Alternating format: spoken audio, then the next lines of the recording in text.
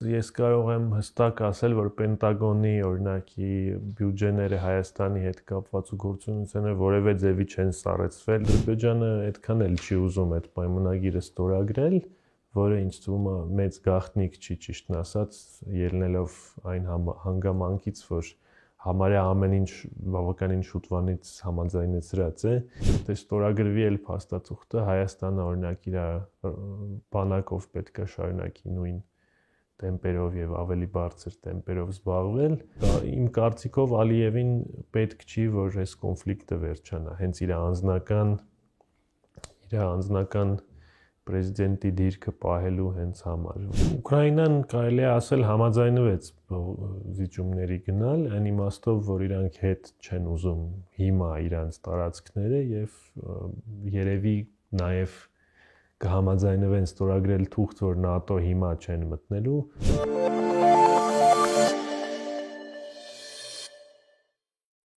Բարև ձեզ։ Այսօր իմ հյուրը ապրի Արմենիա վերլուծական կենտրոնի ավագ գիտաշխատող ռազմական փորձագետ Լեոնիդ Ներսիսյանն է։ Շնորհակալ եմ պարոն Ներսիսյան մեր հրավերն ընդունելու համար։ Պարոն Ներսիսյան, վերջերս ռուսական լրատվամիջոցներով լուրեր տարածվեցին, որ Գերմանիայի ամերիկյան ռազմաբազաներից զենքեր պետք է տեղափոխվեն Հայաստան, ինչ նպատակով են դրանք տեղափոխվելու։ Ինձ թվում է, որ բավականին ակնհայտ է ինչի մասին է խոսքը գնում, դա Eagle Partner 2025 զորավարժությունների համար է հենց այդ տարբեր զենքը եւ ուրիշ տեսակի ապրանքները բերվելու Հայաստան եւ մենք տեսանք, որ բավականին ուռճացրած ձևով ներկայացվել էր, որ ինչ որ հարյուրավոր կտոր զենք է տարբեր բերվելու, որ ավելի տենց դետալներով կարդում ես, հասկանում ես, որ այդ հարյուրավորի, ասենք, խոսքը գնում է ավտոմատների մասին եւ այդ տիպի ինդիվիդուալ զենքերի մասին եւ այստեղ ինձ թվում է որևէ անակնկալել չկա, այդ այն ձևի, որ դա փորձել էին ցույց տալ, դա կյանքի հետ ոչ մի կապ չունի, ոնց բերելու են, հենց էլ մի շաբաթից տանելու են, ոնց եղավ, ասենք անցած տարի 2 հատ օրինակ Striker տեսակի BMP էին բերել եւ զորավարժությունը անցկացրեցին եւ տարան։ Իսկ ծանր զինատեսակներ չեն տեղափոխվելու Հայաստան։ Դե կարող է էլի BMP, օրինակ կարող է էլի Striker տեսակի BMP բերեն, այս տենց կոնկրետ ցանկը չի նշվել, ինչ է հենց բերվելու, դրա համար կարող է նաեւ մինչեւ վերջ դեռ պլանավորացել չլինեն, որովհետև դեռ օֆիցիալ չի հայտարարվել, որ լինելու են զորավարժությունները, բայց իմ հասկանալով պրինցիպիալ որոշումը ընդունված է, եթե արդեն իրանք տենդեր են հայտարարել, թե ով է պետքա բերի այդ ամեն ինչը։ Ինձ թվում է տենց վերջնական ինչ որ համաձայնացման փուլում է գտնվում։ Իսկ Ամերիկայի նախագահի ընտրություններից հետո կարծիք կար, որ Թրամփը կփոխի քաղաքականությունը, իր հետաքրքրությունը կնվազի այս տարածաշրջանի եւ գլխավորապես Հայաստանի նկատմամբ, ինչ եք կարծում այս զորավարժությունների շարունակականությունը արդյոք վկայում է նրա մասին, որ այդ փոփոխությունները տեղի չեն ունենա եւ Ամերիկան ինչ չափով որ ներգրաված էր Բայդենի վարչակազմի օրոք, ներգրավվածությունը կպահպանի նաեւ Թրամփի օրոք։ Նշաններից մեկն է, բացի դրանից ես կարող եմ հստակ ասել, որ Պենտագոնի օրինակի բյուջեները Հայաստանի հետ կապված ու գործունեությունը որևէ ձևի չեն սառեցվել ու չի եղել, որ սառեցված լինեն կամ ինչ որ մտածեն անեն թե չէ։ Ինչը որ պետդեպարտամենտի գծով էր, այո, սառեցվել էր եւ այտենց ինդիվիդուալ որոշումներ են անում ամեն ծրագրի հետ կապված։ Դրա համար գոնե բուն ռազմական համագործակցությունը որևէ ձևի դեռ չի ունեցել ազդեցություն Թրամփի հաղթանակից հետո։ Նաև տեսնում ենք, որ պետդեպարտամենտն էլ մի քիչ ավելի ակտիվացավ եւ ԱՄՆ-ն ակտիվացավ հենց հայ-ադրբեջանական կոնֆլիկտի եւ խաղաղության պայմանագրի բանակցությունների շուրջ ինչ որ ակտիվություն տեսանք այս վերջի 2 շաբաթը։ Իսկ ընդհանրապես Eagle Partner-ի տեսակի տիպի զորավարժությունները ինչ են տալիս Հայաստանի զինված ուժերին։ Արդյոք դրանք իրական փոփոխություններ են բերում զինված ուժերում, մարտունակության բարձրացման, գիտելիքների ավելացման առումով։ Ամենաշատ ինձ թվում է հետևակի եւ սպայերի կրթության process-ի մեջ հետաքրքիր դա ձևաչափը, որովհետեւ այո դա խաղապահական տենց զորքերի զորավարժություններ են եւ դա չի ծածկում են ամեն մեր ուզած ասպեկտները, բայց նույն ժամանակ ահագին բան մեկը կա սովորելու այդ տիպի զորավարժությունների ժամանակ ամենակարևորը որ այդտեղ մարդիկ իրար հետ շփվում են, աշխատում են, տեսնում են ոնց կարելի է գործել։ Այո, Հայաստանին նաև շատ ակտուալ կլիներ դրանից առաջ էլ շարժվել եւ ունենալ օրինակ հենց բուն ռազմական ինչ որ գործողություններ իրար հետ արդեն պարապել։ Իսկ տարեսկզբին, երբ ստորագրվեց ռազմավարական գործընկերության կանոնադրությունը, դրա շրջանակներում հնարավոր է նման տիպի համագործակցություն երկու երկրների զինված ուժերի մեջ փորձի փոխանակում օրինակ։ Ինձ թվում է, այո, ամեն ինչ կախված է նրանից, թե ոնց կլինի զարգացնել հարաբերությունները, այս պահին դեռ շատ կա տեղ դրա համար։ Ինձ թվում է, որ այո, դա նաև կախված կլինի Հայաստանի աշխատանքից, բայց նաև նրանից, թե Թրամփը եւ իր թիմը ոնց են տեսնում իրանց ներկայությունը մեր ռեգիոնում, դեռ ինձ թվում է 100%-ից հստակ պատասխան այդ հարցին ոչ մեկ չունի այս պահին։ Այս զորավարժությունների անցկացումից առաջ հետո անընդհատ Ռուսաստանը խիստ բացասական է արձագանքում։ Արդյոք այս զորավարժությունների Ամերիկայի հետ անցկացող զորավարժությունների դրական էֆեկտը այնքան շատ է, որ արժի անցկացնել այդ զորավարժությունները Ռուսաստանի հետ հարաբերությունները ել ավելի վատացնելու գնով։ Ստեղ մի հարց կա, իսկ Ռուսաստանը ու Հայաստանը բացի, ասենք, տենց ինչ որ ամպագորգոր ինչ որ հայտարարություններից ռեալ ինչ որ էֆեկտ ինչ է Հայաստանի վրա եղել Ռուսաստանի հետ հարաբերություններում։ Մենք տեսնում ենք, որ երկու հատ Eagle Partner-ը անցել նոր երկրների հետ շատ ավելի խորը ռազմական համագործակցություն, ասենք Ֆրանսիայի ու Հնդկաստանի հետ, այո կան հայտարարություններ, բայց ասել որ Հայաստանը ինչ որ ռեալ բան է կորցրել, այդ ժամանակում ես չեմ կարող։ Բացի հայտարարություններից մենք չենք տեսել որևէ տնտեսական, ասենք սանկցիաներ Ռուսաստանի կողմից ու իմ կարծիքով մենք այդ կարմիր գծից բավականին հեռու ենք դեռ գտնվում, որ տենց էֆեկտ կարող է լինի։ Օրեր առաջ ադրբեջանական կողմը սկզբում, ապա նաև հայկական կողմը հայտարարեցին, որ համաձայնեցրել են խաղաղության համաձայնագրի երկու չհամաձայնեցված կետերը եւ ամբողջ համաձայնագիրը պատրաստ է արդեն ստորագրման։ Դրանից անմիջապես հետո հետևեց ադրբեջանական կողմի տեղեկատվությունը, թե իբր հայկական կողմը խախտումներ է անում սահմանին, կրակոցներ են հնչում, հետո նաև տեղեկություններ ստացվեցին, որ իրականում Ադրբեջանն է կրակում հայկական գյուղերի ուղղությամբ։ Այս սրացումները, այս հայտարարությունները ինչի մասին են վկայում, արդյոք էսկալացիայի հավանականություն կա։ Հավանականություն կա ու միշտ եղել է, նաև պետք է նշել, որ դա ցույց է տալիս, որ Ադրբեջանը այդքան էլ չի ուզում այդ պայմանագիրը ստորագրել, որը ինձ թվում է մեծ գաղտնիք չի, ճիշտն ասած, ելնելով այն հանգամանքից, որ համարյա ամեն ինչ բավականին շուտվանից համաձայնեցրած է եւ իրանք մեկը պահում են այն նախապայմանները, որից մեկը ինձ թվում է Հայաստանը չի էլ կարա իրականացնի, ով էլ ղեկավարությունում լինի, ռեֆերենդում անցկացնել ուրիշ երկրի ճնշման տակ բավականին ոչ պոպուլյար թեմայով ես մի քիչ չեմ պատկերացնում դա ոնց կարա իրականացվի, ինձ թվում է իրանք էլ դա լավ հասկանում են եւ դրա համար այդ նախապայմանը առաջ են բերում անդադ, որ պետք է սահմանադրությունը փոխվի ու այստեղ ինձ թվում է արդեն 1000 անգամ նշվել է, որ փաստաթղթի մեջ գրած է, որ ինքը սահմանադրություններից բարձր ավելի կարգավիճակ պետք է ունենա եւ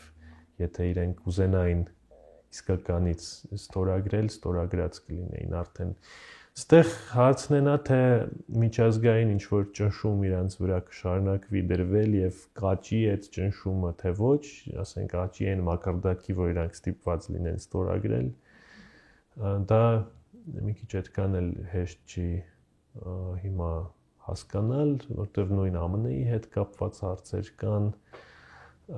բայց պետք է հասկանալ, որ իմ կարծիքով Ալիևին պետք չի, որ այս կոնֆլիկտը վերջանա, հենց իր անձնական պրեզիդենտի դիրքը պահելու հենց համար, որովհետև հայտնի է, որ գրեթե բոլոր ավտորիտար երկրներին շատ միշտ անհրաժեշտ է պետք ունենալ գոնե մի հատ թշնամի երկրից դուրս։ Դա չի նշանակում, որ իրանք անպայման պետք է պատերազմ մերետ սկսեն, բայց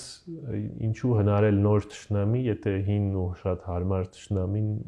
կա էլի ու բանտիկ բոլորը բավականին լավ ուղեղը լվացվել է իրանց 30 տարվա մեջ այդ թեմայով իրանց համար շատ հարմար է շարունակել շարժվել այդ ձևաչափի մեջ։ Եթե նույնիսկ պատկերացնենք, որ Ադրբեջանը հրաժարվում է այդ նախապայմաններից կամ օրինակ Հայաստանը կատարում է այդ երկու նախապայմաններն, Մինսկի խմբի լուծարում եւ սահմանադրության փոփոխություն, արդյոք այս պայմանագրի ստորագրումը առանց երրորդ միջնորդ կողմի, որը անկախ արբիտր կլիներ, եթե ինչ-որ խախտվեր այս պայմանագիրը, արդյոք այդ պայմաններում ստորագրել այս համաձայնագիրը ինչ որ իմաստ կունենա, որովհետև Ադրբեջանը ցանկացած բայի կարողանա խախտել եւ անպատիժ մնալ։ Հասնենա կա տենց արբիտր, որ ուզենա իսկականից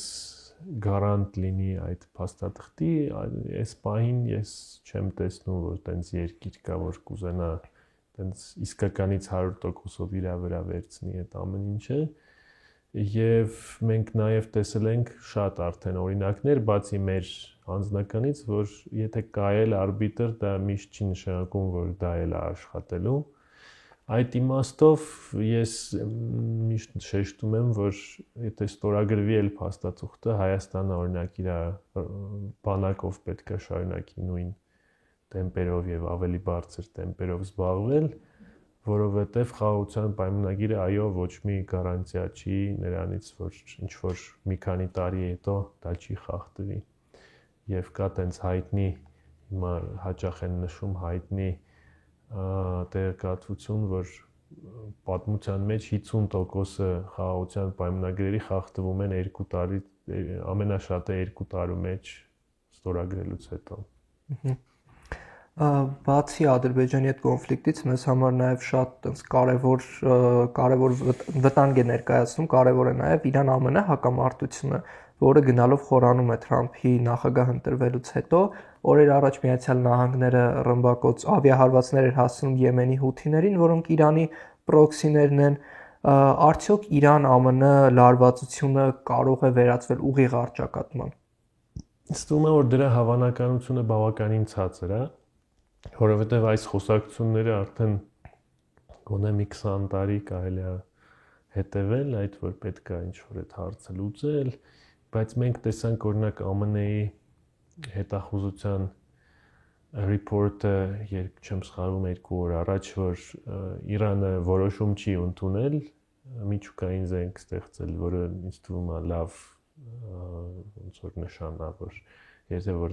որոշեին, որ պետք է հարձակվեն, առաջի բանը պետք է ասեն, որ որոշել են, որ պետք է սարքեն կամ սարքել են, եթե տենց էլ չլինի, պետք է պետք է տենց մի բան մոտավորապես մոտիվացիա ինչ որ ցուցադրեն, թե ինչու համար են իրանք դրանով զբաղվում։ Բացի դրանից մենք տեսնում ենք, որ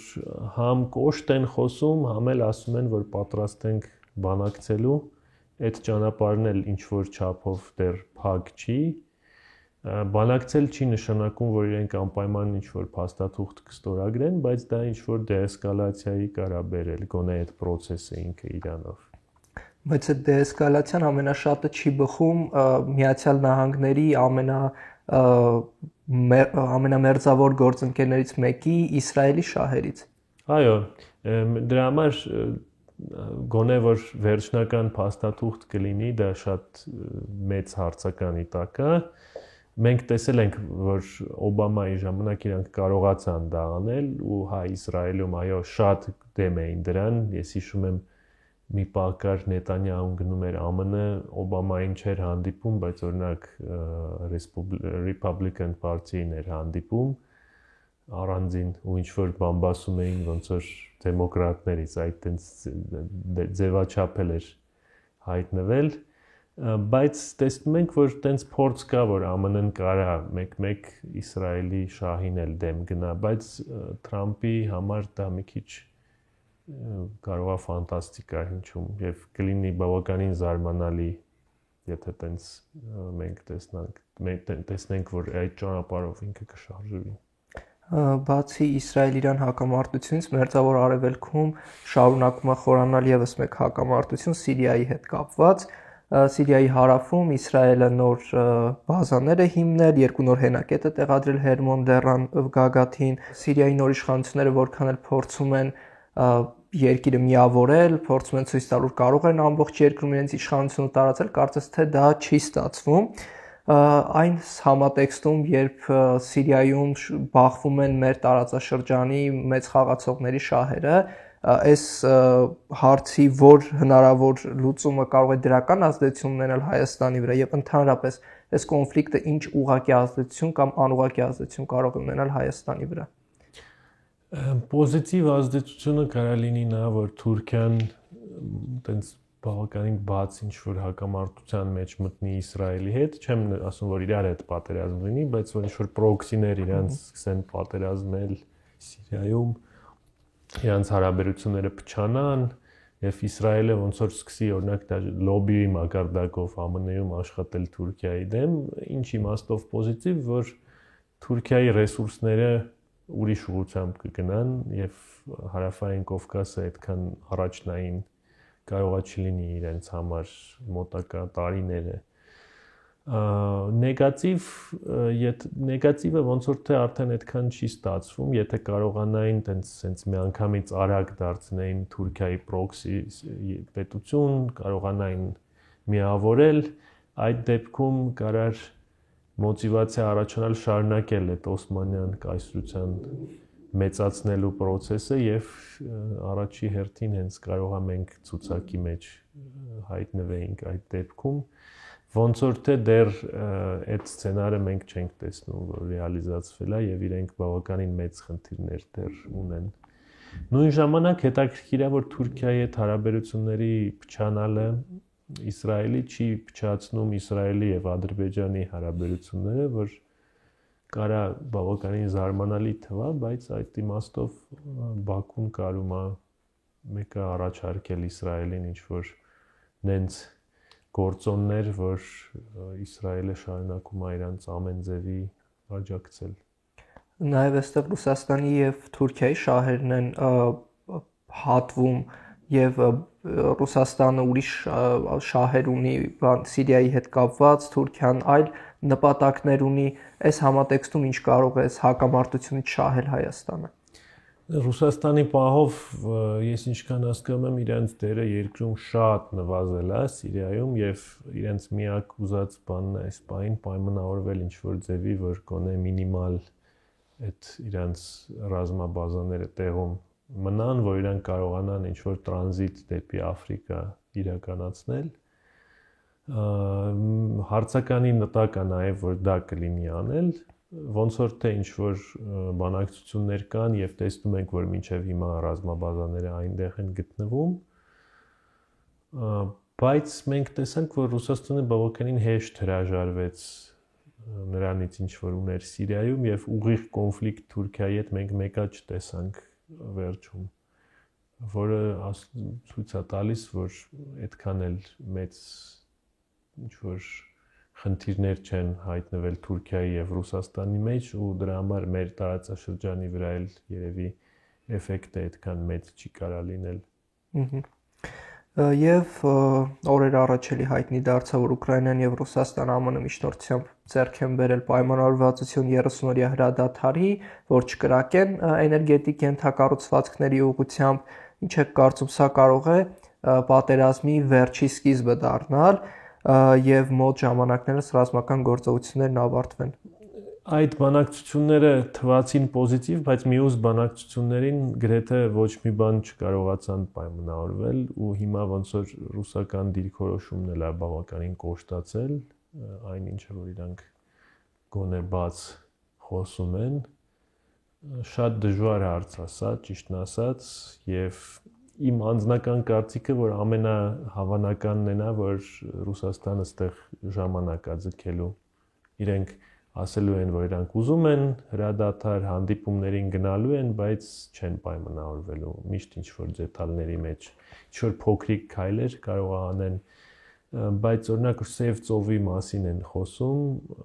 դեէսկալացիայի, բայց Սև ծովում համարյա էսկալացիա չկա էլ այս պահին, то есть այդտեղ Ռուսաստանը համարյա ոչ մի բան չի էլ տալիս, որովհետև իրենց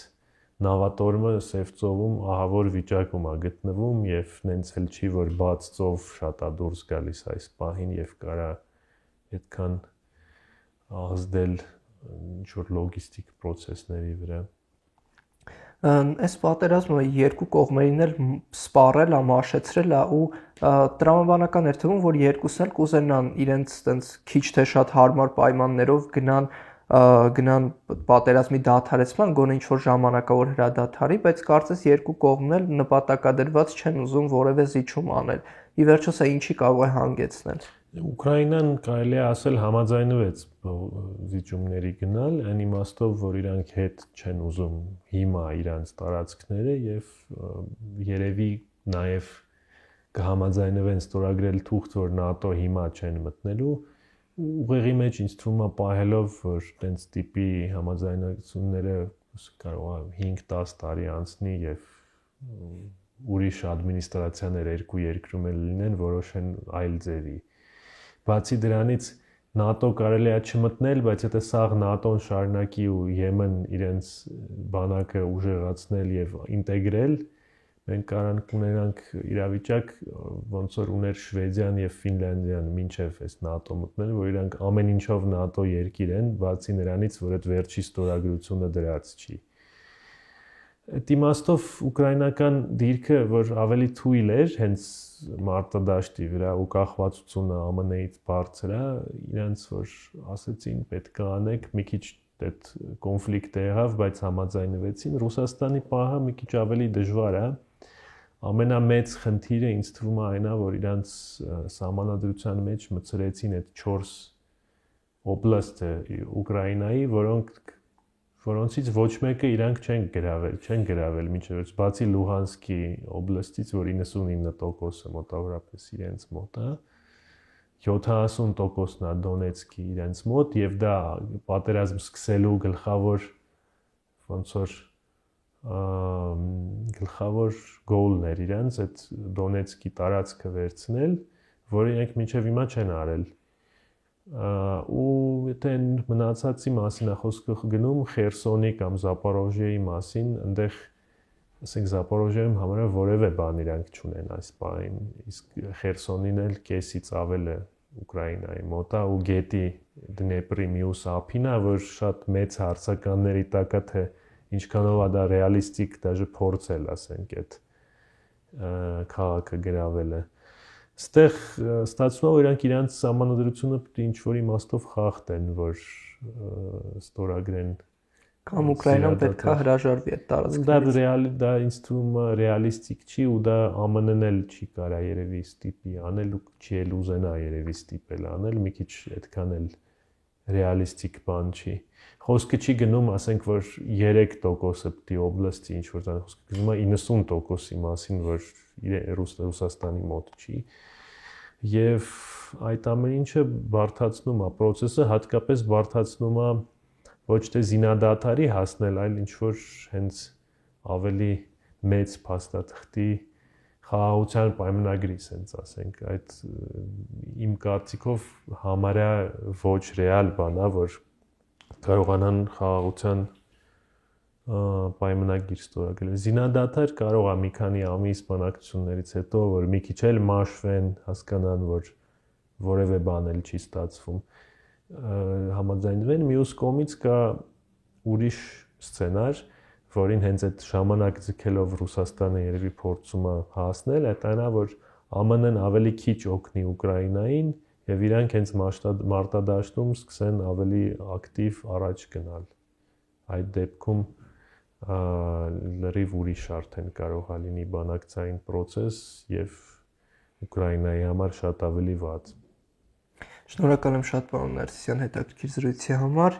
Շնորհակալ եմ մեզ դիտելու համար, շարունակեք հետևել հետքին եւ բաժանորդագրվեք մեր YouTube-յան ալիքին։